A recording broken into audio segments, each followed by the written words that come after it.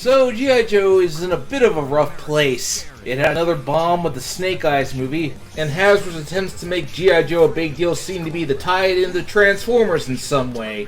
I wasn't around when G.I. Joe was at the peak of its popularity in the 80s, which was Reagan-era America. Back then, there was a real Go America vibe that the country was recovering after the Vietnam War brought American patriotism to an all-time low. G.I. Joe existed before then in the 60s and 70s, but it was a line of nameless army figures.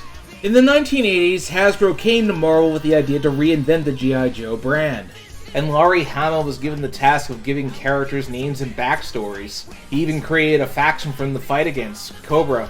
But G.I. Joe has had a hard time making a splash in today's world, largely because Hasbro seems to look for the cartoon for the feel, when in my opinion they should look more to the comic that was written by Larry Hama. Larry Hama based the comic on his own experiences as a soldier in the Vietnam War, as well as Eastern philosophies from his own background, thus giving characters such as Duke, Snake Eyes, and Scarlet defined personalities, and making them well-rounded characters. But where Hama's work really shined was in G.I. Joe's primary antagonist, Cobra Commander. In the character bio for Cobra Commander, Hama described Cobra Commander as such: hatred and terror personified. In the cartoon, he was more often than not a bumbling buffoon, as most 80s cartoon villains were. Stop! What are you doing? Advance! Advance! Retreat! Retreat! And he had a rather bizarre backstory, being from an ancient civilization of snake people. What an odd movie that is. But that's not the focus of this video. But Hama wrote Cobra Commander much more in line with that characterization of hatred and terror personified. The real name of the man who would become Cobra Commander is unknown, but he was a used car salesman before his fall to villainy. But a personal tragedy with the death of his brother Dan drove the man mad. He was obsessed with getting revenge, but that ultimately led to him deserting his wife and taking his child with him. But he became increasingly paranoid, leading him to blame his problems on the system. Traveling across America, he utilized pyramid and get-rich schemes and recruited similar like-minded people to his cause.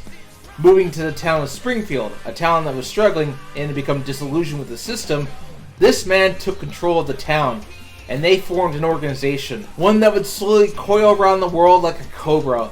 Thus Cobra was formed, and this man would become known as Cobra Commander. Essentially disillusioned with the system and blaming the government for his problems instead of himself, Cobra Commander formed a cult following that would aim to take over the world. Now tell me, does that sound familiar?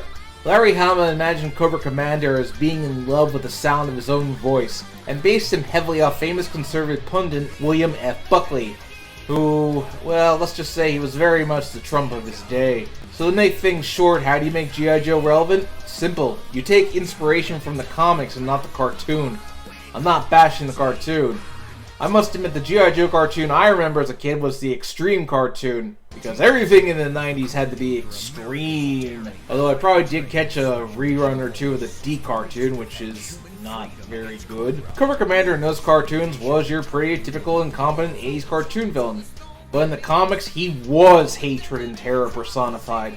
Later attempts do harden him up, and they need to keep up with that. But as for the politics that went into Cobra Commander's backstory, well, to be blunt, politics tend to influence fiction. How so is up to the writer.